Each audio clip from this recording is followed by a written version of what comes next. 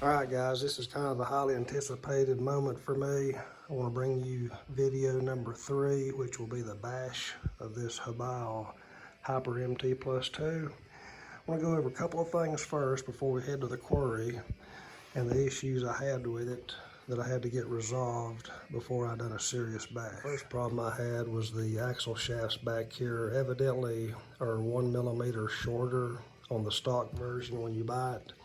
I contacted Hobao about it and told them that I had some drive cup issues here where they were getting frayed on the end where the ball and the axle was trying to come out. So they actually sent out me 2 brand new axle shafts that are plus 1 millimeter. Evidently they realized there was a problem and they resolved it by lengthening those 1 millimeter. The other issue I had with this truck was I think the stock tires are just too tall for the suspension geometry.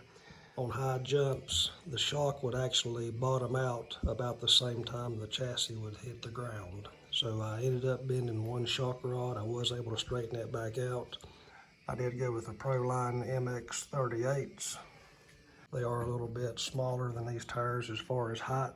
So now on big air jumps, when the chassis does hit the ground, I've still got quite a bit of movement in this shock. One more issue, and the last one with this truck, I found that the shock rod ends were just a little bit too fragile for this size of a truck. They're too small, so I ended up going with the Arma HD rod ends. Now here's the part number, ARA 330608. They're quite a bit beefier than the stock Hobao ones. So we're going to give this a try today. What I've done with the truck so far, I've got high hopes for it. I think it'll be good. I really do like the build and the quality of the truck. Just a couple little issues that needed to be resolved first. So we'll head to the quarry, take the moon ramp with us, bring you guys a bash of the Hobao. All right, y'all, we'll start out with a couple of rips around the parking lot here. Then we'll hit the moon ramp some, see how this thing holds up. One other thing I did do, I did change the punch setting from all the way up at punch level 9 back down to 5. Try to kind of get used to this drivetrain, see how the gears are going to hold up.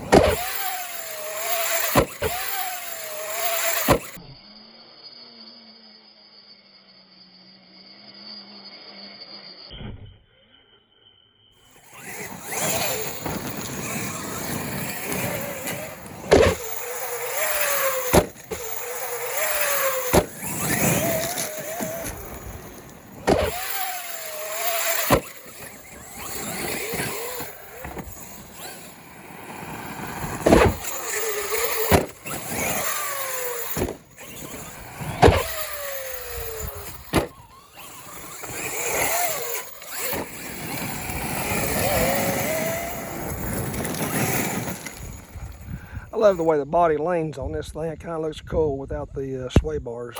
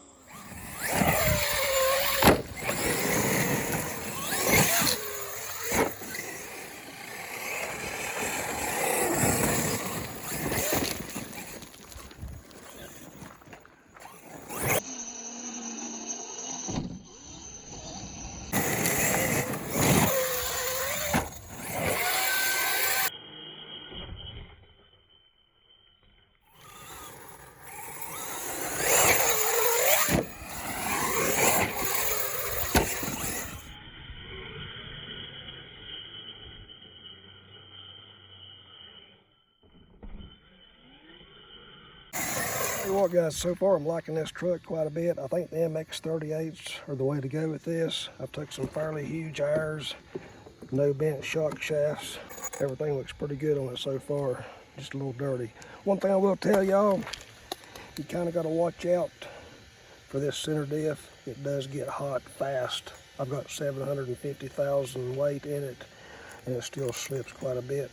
Gets quite a bit hot. All right, guys, that's the bash. I hope y'all enjoyed it. Kind of short, I know, but don't get a lot of run time on these 4400s. They do have a good discharge rate, but you're kind of limited to the packs that you put in here. I think I've seen some guys fit some 5000s in here, but so far I really like this truck. It's holding up good. Just initial thoughts on it, I'm pretty impressed. It's a little more nimble than the X-Max.